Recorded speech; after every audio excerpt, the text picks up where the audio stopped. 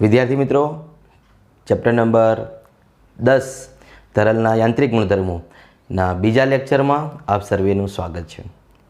આજે આપણે મિત્રો મહત્ત્વના પ્રશ્નની ચર્ચા કરવાની છે. પરીક્ષાલક્ષી પ્રશ્ન છે અને દાખલાઓ પણ તેના ઉપરથી આપણે ગણવાના છે સ્વાધ્યાય ઉદાહરણમાં. તો આ પ્રશ્ન છે, એક નિયમ છે. પાસ્કલ નામના વૈજ્ઞાનિકે આપેલો એક નિયમ છે મિત્રો.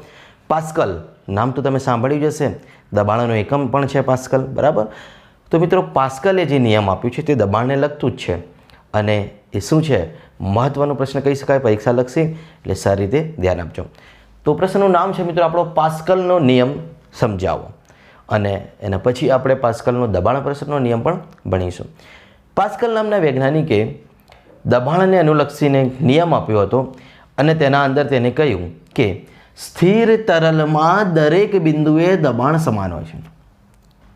સિમ્પલ ભાષામાં અહીંયા નિયમ લખ્યો છે, સ્થિર તરલમાં દરેક બિંદુએ દબાણ સમાન હોય છે. આ નિયમને બીજા શબ્દોમાં કહેવું હોય તો એમ પણ કહી શકાય કે ગુરુત્વાકર્ષણ બળની અસર અવગણવામાં આવે તો સ્થિર અદબનીય તરલમાં રહેલા દરેક બિંદુએ દબાણ સમાન હોય છે. તો આ શબ્દ કેમ વાપર્યો છે, ગુરુત્વાકર્ષણ બળની અસર અવગણવામાં આવે? તો મિત્રો તમે જોઈ શકો છો કે અહીંયા એક આકૃતિના અંદર કોઈ પાત્ર છે અને એ નળાકાર પાત્રની અંદર કોઈ પ્રવાહી તરલ ભરેલો છે જે સ્થિર પણ તમને જોવાય છે. શબ્દો સમજો, નિયમના કે સ્થિર તરલ છે, બરાબર છે, અને આ તરલ પાછો અદબનીય હોય, બરાબર. તો મિત્રો આ સ્થિર તરલના અંદર એક પ્રવાહી ખંડ, સૂક્ષ્મ ખંડ વિચારેલું છે. આ પ્રવાહીની અંદર એક સૂક્ષ્મ ખંડ વિચારેલું છે. તો મિત્રો આ જે સૂક્ષ્મખંડ છે એ શું છે? આ સૂક્ષ્મખંડ એક પ્રિઝમ છે. એક સૂક્ષ્મખંડ તરીકે આપણે પ્રિઝમ વિચાર્યું છે કે જે બે કાટકોણ ત્રિકોણથી બનેલું છે. એક છે ABC, જોઈ શકો છો, અને બીજું છે DEF. આ પ્રિઝમની બે બાજુઓથી, એક આગળની ને એક પાછળની. તો મિત્રો બે કાટકોણ ત્રિકોણ ધરાવતો એક સૂક્ષ્મ ખંડ તરીકે પ્રિઝમ આપણે વિચાર્યું છે, અને એટલો સૂક્ષ્મ છે કે ગુરુત્વાકર્ષણ બળની અસર અવગણી શકાય. કેમ? ગુરુત્વાકર્ષણ બળ દળના લીધે લાગે છે ને, એટલે સૂક્ષ્મ એટલો છે, એનો દળ ખૂબ સૂક્ષ્મ છે, બરાબર. પરંતુ આપણે સમજવા માટે તેને મોટું કરીને અહીંયા ડ્રો કરી છે, દોર્યું છે, પરંતુ કેટલું હોય છે? ખૂબ સૂક્ષ્મ હોય છે. એટલે કહી શકીએ ગુરુત્વાકર્ષણ બળની અસર અવગણીએ તો સ્થિર તરલમાં રહેલા દરેક બિંદુએ દબાણ સમાન હોય છે. આ હતો પાસ્કલ નામના વૈજ્ઞાનિકનો નિયમ, અને એને સાબિત કરી આપ્યું. આપણે સાબિતી સમજવાની છે. તો આ અદબનીય તરલ જે ભરેલું છે, અહીંયા કોઈ પ્રવાહી જે છે સ્થિર છે, અને તેમાં કોઈ એક નાનકડો સૂક્ષ્મખંડ તરીકે અહીંયા આપણે પ્રિઝમ વિચાર્યું છે, તેને ડૂબાડી દેવામાં આવે તો તેની દરેક સપાટી પરના દરેક બિંદુએ દબાણ સમાન હશે. આપણે એ સાબિત કરીશું. એનો મતલબ અહીંયા આપણે એમ સાબિત કરીશું કે આ પ્રિઝમની જેટલી પણ સપાટીઓ આપણે વિચારી શકશું, જોઈ શકાય છે, એટલી સપાટીઓના દરેક બિંદુએ દબાણ સમાન બતાવી દો. તો પ્રિઝમની કેટલીક સપાટીઓ આપણે નક્કી કરી લઈશું અને તેમના દબાણો શોધીશું, અને જો એ દબાણ સમાન હશે તો કહી શકશું કે પાસ્કલનો આ નિયમ સાચો છે કે સ્થિર તરલમાં દરેક બિંદુએ દબાણ સમાન છે. એટલે આપણે આ દરેક સપાટી જે છે પ્રિઝમની, એના પર લાગતા દબાણની ચર્ચા કરીશું મિત્રો. ઓકે, એનું મતલબ આપણે દબાણની સામાન્ય વ્યાખ્યા આપણે આગળ ભણી ગયા છીએ, ખબર હોવી જોઈએ.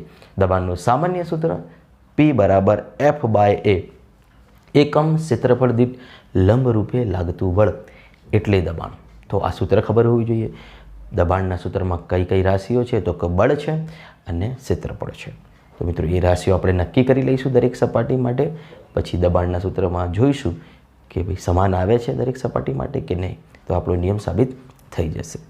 તો આ જે સૂક્ષ્મખંડ તરીકે જે પ્રિઝમ આપણે વિચાર્યું છે, કાટકોણ ત્રિકોણથી બનેલું, એના ઉપર લાગતા બળની આપણે ચર્ચા કરીશું, અને તે પ્રિઝમની દરેક સપાટીની જે ક્ષેત્રફળ સદીશો હોય તેની ચર્ચા કરીશું. કારણ દબાણના સૂત્રમાં બળ અને ક્ષેત્રફળ બંને સદીશ રાશિઓ, તેમની ચર્ચા કરેલી છે. તે સૂત્ર છે P = F/A. તો આપણે દરેક સપાટી પર લાગતા બળ અને ક્ષેત્રફળ સદીશને વ્યવસ્થિત રીતે આપણે સમજીશું આ ડાયાગ્રામ પરથી, અને જે બળ દ્વિપરિમાણમાં હશે તેના ઘટકો પણ વિચારીશું, અને પછી સંતુલિત અવસ્થામાં રહેલા આ તરલ માટે આપણે આકૃતિની ભૂમિતિ પરથી વાત કરશું કે ભાઈ દબાણ સમાન છે કે નહીં. ઓકે, એટલે મગજમાં એક કલ્પના કરી લો, એક આકૃતિ સમજી લો, આ કે જે સૂક્ષ્મખંડ તરીકે આપણે પ્રિઝમ વિચાર્યું છે, તરલમાં ડૂબેલું છે, તરલ સંતુલિત અવસ્થામાં છે, ગુરુત્વાકર્ષણ બળની અસર અવગણવાની છે, કારણ કે જે સૂક્ષ્મખંડ પ્રિઝમ છે ખૂબ નાનો છે. આપણે હવે તરલના લીધે તેની દરેક સપાટીઓ પર લાગતા બળ ચર્ચા કરીશું. જે બળ લંબરૂપે જ લાગે છે એટલે કે દબાણ મળવાનું જ છે, અને દરેક સપાટીના દબાણ જો સમાન હશે તો પાસ્કલનો નિયમ આપણો સાબિત થઈ જશે. ઓકે, તો ચાલો મિત્રો, હવે હું સાથે સાથે આકૃતિનું વર્ણન કરતો જાઉં અને પછી ઘટકોની આપણે આકૃતિ બીમાં ચર્ચા કરીશું. તો મિત્રો, આપણે જોઈ શકીએ છીએ કે સ્થિર પ્રવાહીમાં ABC અને DEF કાટકોણ ત્રિકોણ ધરાવતો સૂક્ષ્મ પ્રિઝમ આપણે ડુબાડી દીધું છે. ABC અને DEF આ બંને કાટકોણ ત્રિકોણ છે, જોઈ શકો છો, બરાબર. આ કાટકોણ ત્રિકોણ ધરાવતો પ્રિઝમ આપણે શું કર્યું છે? સ્થિર પ્રવાહીમાં ડુબાડી દીધો છે, બરાબર. હવે આપણે શું કરવાનું છે? તો આ સૂક્ષ્મખંડની દરેક સપાટી પરના દરેક બિંદુએ દબાણ સમાન બતાવવાનું છે. એ જ પાસ્કલનો નિયમ છે કે સ્થિર તરલમાં દરેક બિંદુએ દબાણ સમાન બતાવો. તો આપણે શું કરીશું કે આ પ્રિઝમની કેટલીક સપાટીઓ જે આપણને જોઈ શકાય છે, જે આપણે મેળવી શકીએ છીએ, તો એ સપાટીઓ વિચારી લઈશું અને એ સપાટી પર લાગતા બળ અને તેના ક્ષેત્રફળ સદિશની ચર્ચા કરીશું. તો દબાણ મળી જશે, કેમ કે દબાણનું સામાન્ય સૂત્ર P = F/A છે. તો જો આપણે કેટલીક સપાટીઓ જે આપણે જોઈ શકીએ છીએ તેની ચર્ચા કરી લઈએ, તેના પર લાગતા બળની, તેના ક્ષેત્રફળ સદિશની ચર્ચા કરીએ તો દબાણ મળી જાય. ઓકે, અને આપણે દરેક દબાણ જો સમાન બતાવી દઈએ તો નિયમ સાબિત થઈ જશે. એટલે આપણો પહેલો કામ એ હોવો જોઈએ કે કેટલી સપાટીઓ છે, તેના ક્ષેત્રફળ સદિશો કેવા હોય, તેના પર લાગતું બળ કયું છે અને તેના લીધે મળતું દબાણ શું હોય, આપણે એ જોઈ લઈશું. જે આકૃતિ આપણે આપી છે આકૃતિ A, તેના ઉપરથી જોઈશું. પછી આકૃતિ Bમાં તેના ઘટકોની પણ ચર્ચા કરીશું. તો સૌપ્રથમ મિત્રો, હું સપાટી, તેમના ક્ષેત્રફળ સદિશ, તેમના પર લાગતા બળની ચર્ચા કરું તો મને દબાણ મળી જશે, બરાબર. પછી તેને સરખાવીશું. તો મિત્રો, પહેલી સપાટી તરીકે આપણે સ્વીકારીએ ADFC. જુઓ, ADFC આ જે સપાટી જોવાઈ રહી છે પ્રિઝમની, આમ કોઈ કાટકોણ ત્રિકોણ ધરાવતો પ્રિઝમ મૂકેલું છે, તો આ જે સપાટી તેની સામે જોવાય છે તેની વાત કરું છું. ADFC આ લંબચોરસ સપાટી છે. તો આ લંબચોરસ સપાટી જે છે તે સપાટીનું ક્ષેત્રફળ સદિશ માની લો કે AB સદિશ છે, તે તમે અહીં જોઈ શકશો. આ સપાટી હવે આ છે, બરાબર.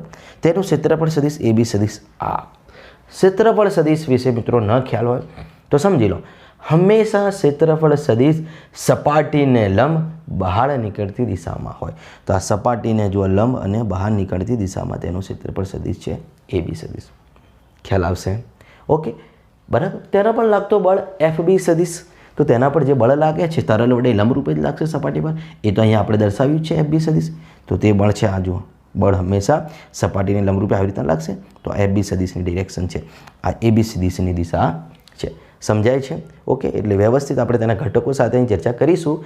પરંતુ અહીં સમજો કે આ જે ADFC સપાટી છે, જેને હું નામ અહીંયા આ જે B સફિક્સમાં લખું છું, એનો મતલબ એ છે કે ADFC સપાટીને હું સંપૂર્ણ B વડે દર્શાવી શકું છું. જો તમને ખ્યાલ ના આવતું હોય તો હું તેને નામ આપી દઉં B. માની લો કે આ સપાટીને હું કંઈક નામ આપી દઉં છું B.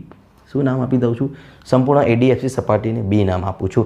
એટલે તેના પર લાગતા બળને FB કહીશ અને તેના ક્ષેત્રફળ સદિશને AB સદિશ કહીશ, બરાબર. તો આ સપાટીનો જે ક્ષેત્રફળ સદિશ છે એ સપાટીને લંબ આવી રીતના બહાર નીકળતી દિશામાં હોય, જે આપણે નીચેની આકૃતિમાં દર્શાવ્યું છે. તો આ હશે AB સદિશ. મિત્રો, તમે અહીંયા પણ એના ઘટકો દર્શાવી શકો, પરંતુ બહુ ગીચ થઈ જાય એટલે આપણે અલગ આકૃતિથી સમજીએ છીએ. તો આ છે તેનું ક્ષેત્રફળ સદિશ અને આ તેના ઉપર લાગશે બળ, બરાબર છે મિત્રો. તો પહેલી સપાટીની આપણે વાત કરી લીધી. તો તેનું દબાણ આપણે PB નામ આપીશું, B સપાટી પરનું દબાણ, બરાબર છે. તો મિત્રો, ADFC સપાટી, જેને હું B નામ આપી દીધું છે, તેનું ક્ષેત્રફળ સદિશ હશે AB સદિશ, સપાટીને લંબ બહાર નીકળતી દિશામાં. તેના પર તરલ વડે લાગતું બળ FB સદિશ, જે સપાટી પર લાગતું હશે લંબરૂપે, અને F/A એટલે દબાણ મળી જ જવાનું છે. એ દબાણને આપણે PB નામ આપીશું, B સપાટીનું દબાણ. ઓકે, ચલો બીજી સપાટી તરીકે આપણે સ્વીકારીશું BEFC.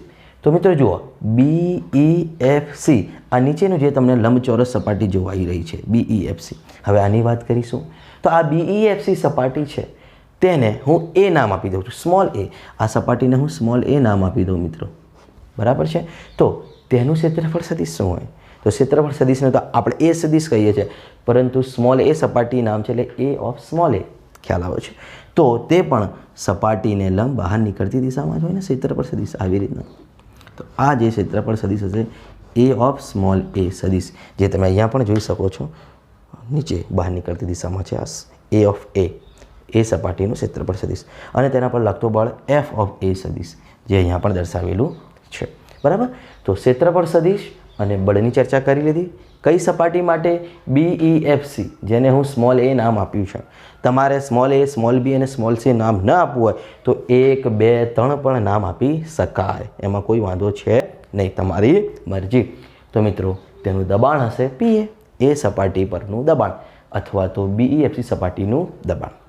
સંપૂર્ણ નામ ન લખવું પડે એટલે આપણે સ્મોલ એ અને સ્મોલ બી વડે દર્શાવીએ છીએ સપાટીઓને. ઓકે. હવે ત્રીજી સપાટી કઈ વધી છે મિત્રો? જુઓ, ABED જે જોવાય છે તમને, ABED આ પણ લંબચોરસ સપાટી જોવાઈ રહી છે. ઓકે. પહેલી સપાટી કઈ હતી? ADFC, આ લંબચોરસ જે જોવાય છે. બીજી સપાટી આ નીચેનું લંબચોરસ જે જોવાય છે BEFC. ત્રીજી સપાટી તરીકે આપણે શું લીધું છે મિત્રો? તો ADEB પણ કહી શકો, અથવા ABED. આપણે ABED લખ્યું છે ને, એટલે ABED. આમ જાઓ કે આમ જાઓ, સપાટીની જ વાત થવાની છે. ખ્યાલ આવે છે? તો આ જે સપાટી છે ABED, તેનું ક્ષેત્રફળ સદિશ શું હશે? આપણે સપાટીને નામ આપી દઈએ C. ફરીથી કહું છું, તમે 1, 2, 3 પણ નામ આપી શકો સપાટીને. આપણે સ્મોલ એ, સ્મોલ બી અને સ્મોલ સી નામ આપ્યું છે. તો આ ABED સપાટીને હું સ્મોલ સી વડે દર્શાવી એટલે તેનું ક્ષેત્રફળ સદિશ AC કહીશું, જે શું હશે? તો સપાટીને લંબ બહાર નીકળતી દિશામાં આવી રીતના હશે મિત્રો, AC સદિશ. ખ્યાલ આવશે? AC સદિશ, જે અહીં પણ જોઈ શકો છો, સપાટીને લંબ બહાર નીકળતી દિશામાં, અને તેના પર લાગતું બળ લંબરૂપ કઈ જ લાગે? FC સદિશ, તરલ વડે, જે અહીં પણ દર્શાવેલું છે. તો ક્ષેત્રફળ સદિશ અને બળની ચર્ચા કરી લો. દબાણ મળી જવાનું છે, અને એનું દબાણ C સપાટીનું PC અથવા તો ABED સપાટી. ઓકે. C સપાટી પણ કહી શકો, અથવા ABED સપાટી પણ કહી શકો. સ્મોલ એ, સ્મોલ બી અને સ્મોલ સી આપણે શું કર્યું છે? સપાટીઓને નામ વડે દર્શાવ્યું છે, જેને તમે 1, 2 અને 3 પણ કહી શકો છો. તમે સ્મોલ A, B, C પણ કહી શકો છો. તમારે જે નામ આપવું હોય તમે આપી શકો છો. તો આપણે અહીંયા સુધી શું કર્યું? તો પહેલી આકૃતિ એ જે છે તેની ચર્ચા કરી કે કોઈ પાત્ર જે છે તેના અંદર આપણે શું કર્યું છે કે એક સ્થિર તરલ, એક પ્રવાહી જે છે, કોઈ તરલ જે છે અદબનીય, તે ભર્યું છે, અને તેના અંદર એક સૂક્ષ્મ ખંડ તરીકે કાટકોણ ત્રિકોણ ધરાવતું પ્રિઝમ વિચાર્યું છે. તેની બેઝ કાટકોણ ત્રિકોણ ધરાવતી સપાટીઓ આપણે જોઈ શકીએ છીએ ABC, પહેલો કાટકોણ ત્રિકોણ, અને પાછળ DEF. બરાબર. તો આ બે કાટકોણ ત્રિકોણ ધરાવતું એક પ્રિઝમ સૂક્ષ્મ એટલો છે કે ગુરુત્વાકર્ષણ બળની આપણે અસર અવગણી શકીએ છીએ. આ પ્રિઝમની દરેક સપાટીઓ પર લાગતું દબાણ કોના વડે? આ સ્થિર તરલ વડે લાગતું દબાણ સમાન હશે. જે કોણ કહેશે? પાસ્કલ, કે સ્થિર તરલમાં દરેક બિંદુએ દબાણ સમાન હશે. તો આ જે સૂક્ષ્મ ખંડ તરીકે પ્રિઝમ વિચાર્યું છે તેની દરેક સપાટીના દરેક બિંદુએ દબાણ કેવું હશે? સમાન. આપણે એ સાબિત કરવા માટે જેટલી સપાટીઓ આપણને અહીંયા જોવાઈ રહી છે, અથવા જેટલી સપાટીઓ તેની છે તેની ચર્ચા કરી લીધી કે ભાઈ ADFC સપાટી, જેને આપણે સ્મોલ બી નામ આપ્યું, BEFC સપાટી, જેને સ્મોલ એ નામ આપ્યું, ABED સપાટી, જેને આપણે શું નામ આપ્યું? Small C. એટલે દરેક લંબચોરસ સપાટીઓ તેના ક્ષેત્રફળ સદિશોની ચર્ચા કરી લીધી, તેના બળ સદિશોની ચર્ચા કરી લીધી, જે તરલ વડે લંબરૂપે લાગે છે.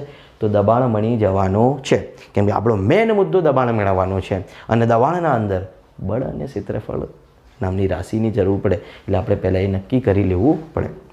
ઓકે. તો આ થઈ ગયું આકૃતિ અને તેનું વર્ણન, જે આપણને જોવાઈ રહ્યું છે. હવે આપણે શું બતાવવાનું છે કે આ દરેક દબાણ સમાન હોવા જોઈએ. દરેક સપાટી પર લાગતો દબાણ સમાન, એટલે કે દરેક સપાટી પરનું દબાણ એટલે તેના દરેક બિંદુઓનું દબાણ, એટલે બધી જ સપાટીઓના બધા જ બિંદુઓનું દબાણ સમાન મળી જાય. જ્યારે હું આ દરેક દબાણને સમાન બતાવી દઈશ, બરાબર, તો પાસ્કલનો નિયમ આપણો સાબિત થઈ ગયો કહેવાશે. તો મિત્રો આપણે શું કરવું પડશે? આપણે નિયમ જે કે છે કે જે સ્થિર તરલ છે સંતુલિત અવસ્થામાં રહેલું છે. તો આકૃતિની ભૂમિતિ પરથી સંતુલિત અવસ્થામાં આપણે શું કહી શકીએ? તો આપણે શું કરીશું? જુઓ, આ ડાયાગ્રામના અંદર આકૃતિ બીના અંદર જે બળ દ્વિપરિમાણનો સદિશ હશે તેના ઘટકો વિચારીશું, કાર્ટેશિયન યામક પદ્ધતિનો ઉપયોગ કરીશું. આ આકૃતિ તમારે ન દોરવી હોય તો અહીંયા પણ તમે સમજી શકો છો, ગીચતા વધી જાય એટલે આપણે તેને અલગથી સમજીએ છીએ ઘટકો સાથે. જે ચોથા ચેપ્ટરનો કન્સેપ્ટ છે, બરાબર. તો મિત્રો જુઓ, આકૃતિની જે ભૂમિતિ છે તેના પરથી આપણે સંતુલિત અવસ્થાની વાત કરવી હોય તો પહેલાં હું શું કરી, જુઓ આ જે સપાટી હતી ADEB અથવા તો ABED, જેને હું સ્મોલ c નામ આપ્યું છે, એટલે આ સપાટી, તેના પર લાગતું બળ આપણે જોઈ શકીએ છીએ FC, અહીં પણ જોઈ શકીએ છીએ, અને તેનું ક્ષેત્રફળ સદિશ AC, બરાબર. તે જ પ્રમાણે આ જે નીચેની સપાટી હતી BEFC, જેને સ્મોલ a નામ આપ્યું છે, તેના પર લાગતો બળ FA સદિશ અને તેનું ક્ષેત્રફળ સદિશ બહાર નીકળતી દિશામાં AA સદિશ છે, બરાબર છે. તો અહીંયા કાર્ટેશિયન યામક પદ્ધતિ વિચારો તો એક પરિમાણ, અહીંયા પણ કાર્ટેશિયન યામક પદ્ધતિ વિચારો તો એક પરિમાણ, પરંતુ આ સપાટીની વાત કરો જે સ્મોલ b નામ આપ્યું છે, ADFC સપાટી જે છે લંબચોરસ, તે સપાટી પર લાગતું બળ FB અને તેનો ક્ષેત્રફળ સદિશ AB સદિશ આપણે અહીં પણ જોઈ શકીએ છીએ. આ ક્ષેત્રફળ સદિશ AB સદિશ છે અને આ છે બળ સદિશ FB સદિશ. ત્યાં કાર્ટેશિયન યામક પદ્ધતિ વિચારો તો તે દ્વિપરિમાણના સદિશો બને છે, બરાબર. અહીંયા જો એક પરિમાણનો સદિશ બને છે, ખ્યાલ આવે છે, અહીંયા દ્વિપરિમાણનો સદિશ બને છે એટલે તે XY સમતલમાં છે. આ તો ફક્ત y પર છે, x પર છે, આ XY સમતલમાં છે. ખબર પડે ને આ કાર્ટેશિયન યામક પદ્ધતિમાં. તો આપણે શું કરવા પડશે, આ જે સદિશો છે બળ સદિશ અને ક્ષેત્રફળ સદિશ, તેના ઘટકો વિચારવા પડશે, તો જ હું સંતુલિત અવસ્થાની શરત વાપરી શકું ને. સંતુલિત અવસ્થાની શરત એટલે શું વાપરીશું કે અધો દિશામાંનો બળ બરાબર ઉધ્વ દિશામાંના બળ, તેની ચર્ચા કરવા માટે આના ઘટકો વિચારવા પડશે. તો આ બળના બે ઘટકો પહેલાં હું વિચારું તો મિત્રો જુઓ, બળ FB સદિશ જે તમે જોઈ શકો છો, અહીંયા જોઈ શકો છો, બળ FB સદિશ જે શિરોલંબ અધો દિશા સાથે ખૂણો બનાવે છે θ. તો બે ઘટકો કેવી રીતના વિચારવાના, ખૂણાની પાસેનો ઘટક cos, તો હું આ ઘટકને શું નામ આપીશ, FB cos θ, અને સામેનો ઘટક એકચ્યુઅલી આ ઘટક આવે જેને આપણે અહીંયા નામ આપીએ FB sin θ. હવે ચોથા ચેપ્ટરમાં ઘટકો તો તમે સારી રીતે સમજ્યા હશો એટલે આમાં કોઈ નવાઈની વાત છે નહીં. ખૂણાની પાસેનો ઘટક cos એટલે FB cos θ, ખૂણાની સામેનો આ ઘટક એકચ્યુઅલી આ ઘટક, બરાબર છે, સમાંતર બાજુ ચતુષ્કોણની રીતે, તો FB sin θ. આ કોના ઘટકો વિચારી લીધા આપણે, બળ FB સદિશના, કે જે કઈ સપાટી પર લાગે છે, B સપાટી જે આપણે ધારી છે ને, આ ADFC લંબચોરસ સપાટી આ છે, બરાબર, તેના ઉપર લાગતું બળ, લંબરૂપે લાગતું બળ. ઓકે, ચલો, તેનો ક્ષેત્રફળ સદિશ છે આ AB સદિશ, જે સપાટીને લંબ બહાર નીકળતી દિશામાં હોય, આપણે જાણીએ છીએ ગાણિતિક રીતે, બરાબર. હવે તે પણ શિરોલંબ ઉધ્વ દિશા સાથે θ એંગલ બનાવે છે, તો તેના પણ બે ઘટકો વિચારો. તો ખૂણાની પાસેનો ઘટક cos θ એટલે કે AB cos θ, ખૂણાની સામેનો ઘટક મિત્રો, સામેનો ઘટક આ થાય, એકચ્યુઅલી આપણે એને આ નામ આપીશું અહીંયા AB sin θ. ઓકે, તો તેના x અને y ઘટકો, અહીંયા પણ x અને y ઘટકો આપણે વિચારી લીધા. કેમ વિચારવા પડ્યા, તો આપણે સંતુલન સ્થાપવાનું છે. અધો દિશામાંના બળ બરાબર ઉધ્વ દિશામાંના બળ, અથવા તો ડાબી બાજુના બળ બરાબર જમણી બાજુના બળ, અથવા તો x દિશામાંના બળ બરાબર અને y દિશામાંના બળ, બરાબર છે મિત્રો. x positive, x negative, y positive અને y નેગેટિવ, એ જ અધો અને ઉધ્વ ડાબી અને જમણી બાજુ થાય તો સંતુલિત અવસ્થા. આપણે સંતુલન વિશે 7મા ચેપ્ટરમાં પણ સારી રીતે સમજ્યા છે એટલે તમને દરેક વસ્તુનો ખ્યાલ હશે. તો આકૃતિની ભૂમિતિ પરથી અને સંતુલિત અવસ્થામાં આપણે શું કહી શકીએ કે જે FA જે છે, FA એટલે મિત્રો કયો, જુઓ નીચેની સપાટી જે છે એ સપાટી, તેના ઉપર લાગતું બળ FA જે ઉર્ધ્વ દિશામાં લાગે છે, તો તેની સામે અધો દિશામાંનું કોઈ બળ હોવો જોઈએ એટલા જ મૂલ્યનું, તો જ સંતુલન કહેવાય. તો FAનું જેટલું મૂલ્ય છે તેટલા જ મૂલ્યનું બળ ઉપર કયું હશે, તો જુઓ અધો દિશામાં બળ કયું આવે છે, તો આ બળનો કયો ઘટક, શિરોલંબ અધો દિશામાંનો ઘટક FB cos θ. તો FA બરાબર હું લખી શકું FB cos θ. આ બંને બળો સમાન મૂલ્યના અને પરસ્પર વિરુદ્ધ દિશામાં હોય તો જ સંતુલન કહેવાય. ખ્યાલ આવી ગયું. સંતુલન 7મા ચેપ્ટરમાં સમજ્યા છો ને. ઉધ્વ દિશામાંના બળ બરાબર અધો દિશામાંના બળ, તો આ છે ઉધ્વ દિશામાંનો બળ FA અને તેની સામે અધો દિશામાંનો બળ છે FB cos θ, એટલે FA બરાબર FB cos θ. ખ્યાલ આવી ગયું. આ સંતુલનની શરત છે. સાથે સાથે આકૃતિની ભૂમિતિ પરથી આપણે શું કહી શકીએ ક્ષેત્રફળ સદિશ વિશે, તો જુઓ આનો ક્ષેત્રફળ છે, ક્ષેત્રફળ સદિશ જે છે આ એ સપાટીનું બહાર નીકળતી દિશામાં લંબરૂપે A, બરાબર, તેની સામે આ સપાટી માટે તેના ક્ષેત્રફળ સદિશનો કયો ઘટક વિચારવો પડે, શિરોલંબ ઉધ્વ દિશામાંનો ઘટક AB cos θ. જુઓ આ AB cos θ અને આ A of A પરસ્પર વિરુદ્ધ દિશામાં છે એટલે A of A બરાબર AB cos θ આપણે કહી શકીએ આકૃતિની ભૂમિતિ પરથી, બરાબર. તે જ પ્રમાણે આગળ વાત કરીએ તો સપાટી C માટે જુઓ, સપાટી C પર લાગતું બળ બરાબર છે. FC માની લઈએ કે આ પોઝિટિવ એક્સ ડાયરેક્શન છે અથવા તો જમણી બાજુ છે મારી, તો જમણી બાજુનું બળ બરાબર ડાબી બાજુનું બળ. તો FC જે પોઝિટિવ એક્સ તરફ જાય છે તો નેગેટિવ એક્સ તરફ કયું બળ છે? જુઓ FB sin θ, અથવા તો ડાબી બાજુ કયું બળ છે? FB sin θ. FBનો આ ઘટક, ઓકે, તો આ ઘટક તેનું સંતુલન કરશે. તો હું લખી શકું FC બરાબર FB sin θ. એટલે જ આકૃતિને આપણે અલગ વિચારી છે કે અહીંયા બધું ગીચ ન થઈ જાય. તો આ FC ને કયો ઘટક સંતુલે છે? FB sin θ.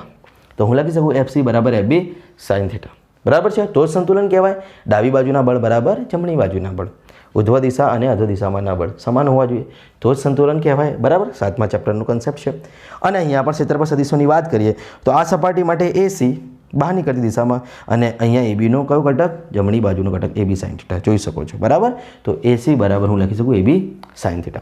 તો આકૃતિની ભૂમિતિ પરથી સંતુલિત અવસ્થામાં આપણે આ શરતો લખી શકીએ કે ડાબી બાજુનું બળ બરાબર જમણી બાજુનું બળ અથવા તો ઉર્ધ્વ દિશામાંનું બળ બરાબર અધો દિશામાંનું બળ થાય તો સંતુલન કહેવાય. ઓકે, તો સંતુલિત અવસ્થાની આપણે અહીંયા ચર્ચા કરી છે, કારણ કે આ તરલમાં જે સૂક્ષ્મખંડ રહેલું છે આ ઘટના સંતુલિત અવસ્થામાં છે. બરાબર, જે પાસ્કલ નામના વૈજ્ઞાનિકે પોતાના નિયમમાં ઉલ્લેખ્યું છે. બરાબર, તો હવે મને સંતુલિત અવસ્થા મળી ગઈ છે. દરેક સપાટી, તેના ક્ષેત્રફળ સદિશો, તેના બળ સદિશો, દરેક પેરામીટરની માહિતી છે. તો હું દબાણની ચર્ચા કરી શકું. ઓકે, તો હવે દરેક સપાટી પરનું દબાણ હું ચર્ચી લઉં. જો સમાન થઈ જશે A, B અને C સપાટીનું તો પાસ્કલનો નિયમ સાબિત થઈ જશે. બરાબર, તો દરેક સપાટી પરના દબાણની હું વાત કરું તો પહેલાં આપણે જે સપાટી વિચારી હતી એ સપાટીની ચર્ચા કરીએ. ADFC સપાટી માટે જેને નામ શું આપ્યું હતું? B, સ્મોલ b નામ આપ્યું હતું. તમારે 1, 2, 3 પણ કહેવું હોય તો કોઈ વાંધો છે નહીં. તો ADFC સપાટીનું દબાણ હશે PB, કેમ કે ADFCનું નામ શું આપ્યું છે આપણે? સ્મોલ b, એટલે કે આ સ્મોલ b સપાટીનું દબાણ PB, B સપાટીનું દબાણ ઇઝ ઇક્વલ ટુ દબાણનો સામાન્ય સૂત્ર F/A છે, આપણે જાણીએ છીએ. તો B સપાટી માટે બળ પણ હોય FB અને ક્ષેત્રફળ પણ હોય AB. ઓકે, તો ચલો FB/AB આપણે લખી દીધું. કઈ સપાટી માટે? ADFC સપાટી માટે PB બરાબર FB/AB. ક્લિયર? આગળ વાત કરીએ બીજી સપાટી BEFC સપાટી. BEFC સપાટી કઈ છે? તો જેને આપણે સ્મોલ a નામ આપ્યું છે. BEFC જેને સ્મોલ a નામ આપ્યું છે. તેનું ક્ષેત્રફળ સદિશ અને બળ સદિશ કયું છે? તો તેનું દબાણ આપણને PA મળી જશે, જેને સ્મોલ a નામ આપ્યું છે. તો PA બરાબર તેનું બળ થાય FA. જોઈ શકો છો અહીંયા FA અને ક્ષેત્રફળ AFA. અહીંયા પણ જોઈ શકો છો ક્ષેત્રફળ અને બળ સદિશ. તો FA/AA, કેમ કે મૂલ્યની વાત કરીએ છીએ એટલે સદિશ લખતા નથી. તો PA બરાબર FA/AA. પણ સંતુલનમાં જોઈ શકો છો FA તો શું છે? FB cos θ. અને A ઓફ સ્મોલ a તો શું છે? AB cos θ. કિંમત મૂકી શકાય. એટલે તો આપણે સંતુલિત અવસ્થાની ચર્ચા કરી છે. કેમ? આપણે દરેક સપાટીનું દબાણ સમાન મેળવવાનું છે. તો મિત્રો હું FA અને A ઓફ સ્મોલ એની કિંમત સંતુલિત અવસ્થાની જે ચર્ચા છે તેના અંદરથી મૂકી શકું. તો F ઓફ સ્મોલ a બરાબર FB cos θ અને A ઓફ સ્મોલ a સપાટી માટે AB cos θ. cos θ કેન્સલ થશે એટલે FB/AB. બરાબર છે. તો જુઓ B સપાટીનું દબાણ, A સપાટીનું દબાણ તો સમાન જ થઈ ગયું, FB/AB. હવે ત્રીજી સપાટી બાકી છે. હવે ત્રીજી સપાટી કઈ છે એની ચર્ચા કરી લઈએ. તો મિત્રો ત્રીજી સપાટી આપણે શું ધારી છે? ABED. ABED જેને હું સ્મોલ c નામ આપ્યું છે. એટલે સપાટીઓથી કન્ફ્યુઝ ન થાવ. જે સપાટીઓ 3 છે એ જ છે. એકને A નામ આપ્યું છે, એકને B નામ આપ્યું છે અને એકને C નામ આપ્યું છે. તમારે 1, 2, 3 આપવું હોય તો પણ આપી શકો. બરાબર, એટલે વધારે સપાટી શબ્દ આવે છે પણ કન્ફ્યુઝ થતા નહીં. તો આ જે સપાટી સ્મોલ c છે તેના પર લાગતું બળ FC અને તેનું ક્ષેત્રફળ સદિશ AC અહીંયા પણ જોઈ શકાય છે, અહીંયા પણ જોઈ શકાય છે. તો તેનું દબાણ શું હોય? PC બરાબર F/A. કોનું? C નું. તો ચલો ABED સપાટીનું દબાણ જેને સ્મોલ c વડે દર્શાવ્યું છે તો P ઓફ સ્મોલ c સપાટી ઇઝ ઇક્વલ ટુ તેનું બળ FC બાય ક્ષેત્રફળ સદિશ AC ઇઝ ઇક્વલ ટુ. હવે હું FC અને AC ની કિંમત ફરીથી સંતુલનની શરતમાં જુઓ. FC બરાબર તો શું છે? FB sin θ. કિંમત મૂકો. અને AC તો શું લખી શકાય? AB sin θ. એની પણ કિંમત મૂકો. અહીંથી sin θ કેન્સલ થશે એટલે FB/AB. તો મિત્રો આ ત્રણેય સપાટીઓ જે આપણે જોઈ શકીએ છીએ પ્રિઝમની તે 3 સપાટીઓની આપણે લંબચોરસ જે 3 સપાટી ABCની ચર્ચા કરી હતી તેમના દબાણના સૂત્રો પીબી, પીએ અને PC, FB by AB, FB by AB અને એફબી બાય એબી સમાન મળ્યા છે. એનું મતલબ એવું થયું કે દરેક લંબચોરસ સપાટીઓ પરના દબાણ સમાન છે. એટલે કે સ્મોલ એ સપાટીના દરેક બિંદુએ દબાણ, સ્મોલ બી સપાટીના દરેક બિંદુએ દબાણ અને આ સ્મોલ સી સપાટીના દરેક બિંદુએ દબાણ કેવા હશે? ઉપરોક્ત આ ત્રણેય સમીકરણ પરથી સમાન. પીએ બરાબર પીબી બરાબર પીસી. તો એ તો પાસ્કલનો નિયમ છે. સ્થિર તરલમાં દરેક બિંદુએ દબાણ સમાન હોય. તો આ સપાટીના દરેક બિંદુએ દબાણ સમાન, તો આ સપાટી માટે તો સમાન છે, પરંતુ આ સપાટી અને આ સપાટી માટે પણ સમાન છે. એટલે કે એ સપાટીના દરેક બિંદુએ દબાણ, બી સપાટીના દરેક બિંદુએ દબાણ અને આ સ્મોલ સી સપાટીના દરેક બિંદુએ દબાણ પીએ બરાબર પીબી બરાબર પીસી પરથી આપણે શું સાબિત કર્યું? સમાન છે, જે પાસ્કલનો નિયમ છે. ઓકે મિત્રો, પાસ્કલનો નિયમ વ્યવસ્થિત રીતે તમે યાદ કરી લેજો. ખૂબ મહત્ત્વનો પ્રશ્ન છે, પૂછાય એવો પરીક્ષાલક્ષી કે સ્થિર તરલમાં, તરલ કેવો જોઈએ? સ્થિર તરલમાં દરેક બિંદુએ દબાણ સમાન હોય છે, જે આપણે સાબિત કર્યું. પીએ બરાબર પીબી બરાબર પીસી. ઓકે, તો આ પાસ્કલના આ નિયમની સીધી અસરથી આપણે આગળની ચર્ચા કરી શકીએ કે પાસ્કલે આ નિયમ આપ્યા પછી દબાણ પ્રસરણનો નિયમ કેવી રીતના આપ્યું છે અને દબાણ પ્રસરણનો નિયમ શું છે. તો મિત્રો, આગળનો ટોપિક છે પાસ્કલનો દબાણ પ્રસરણનો નિયમ. આ પણ પાસ્કલનો નિયમ છે અને આ પણ પાસ્કલનો દબાણ પ્રસરણનો નિયમ છે. તો આ બંને એકબીજાના પૂરક જ છે. શું કહેવા માંગે છે? તો અહીંયા દબાણનું આપણે પ્રસરણ કરવાનું છે. તો તે માટે તમે જોઈ શકો છો, એક આકૃતિ વિચારેલી છે. કોઈ એક ફ્લાસ્ક છે અને એ ફ્લાસ્કની અંદર 4 ઉર્ધ્વ નળીઓ છે. આ જે ફ્લાસ્ક છે તેની અંદર 4 ઉર્ધ્વ નળીઓ જે એક સમાન આડછેદ ધરાવે છે. આડછેદ કેવા છે? સમાન. આડછેદના ક્ષેત્રફળ કેવા છે? દરેકના સમાન છે. તો આ ફ્લાસ્કની 4 ઉર્ધ્વ નળીઓ તમે જોઈ શકો છો. તે ફ્લાસ્કની અંદર મિત્રો આપણે કોઈક રંગીન કલરફુલ પ્રવાહી ભરી દીધું છે. હવે તમને પ્રશ્ન એમ ના થવું જોઈએ કે સાહેબ રંગીન કલરફુલ પ્રવાહી કેમ? તો જોવાય આપણને વ્યવસ્થિત, નળીઓમાં પ્રવાહી ચડતું ઉપર જોઈ શકાય ને, પાણીનો કલર ના હોય એટલે આપણે કદાચ મિસઅન્ડરસ્ટેન્ડિંગ થઈ જઈએ. તો મિત્રો, કલરફુલ હોવાથી આપણને દરેક નળીઓમાં પ્રવાહી ઉપર ચડતું વ્યવસ્થિત રીતે જોઈ શકાય. એટલે કલરફુલ, રંગીન કોઈ પણ કલરનું પ્રવાહી આપણે ભરી દીધું છે. બરાબર છે. અને આ 4 ઉર્ધ્વ નળીઓ શું કામ આપણે અહીંયા મૂકી હશે? તો કે આ જે પાત્ર જે છે, જે ફ્લાસ્ક છે, તેને હવાચુસ્ત પિસ્ટન વડે બંધ કરી દીધું છે. હવાચુસ્ત પિસ્ટન વડે બંધ કરી દીધું છે. જો આ પિસ્ટન પર હું દબાણ આપીશ, એનો મતલબ પિસ્ટન પ્રવાહી પણ દબાણ આપશે. આપણે પિસ્ટનને દબાવીશું તો પિસ્ટન નીચે તરફ આવશે, એનો મતલબ પ્રવાહી પણ દબાણ લાગશે. અને આ દબાણ હવે આ પાત્રમાં પ્રસરણ પામશે. અને કેવી રીતના પ્રસરણ પામશે? કયા બિંદુએ કેવી રીતના જશે?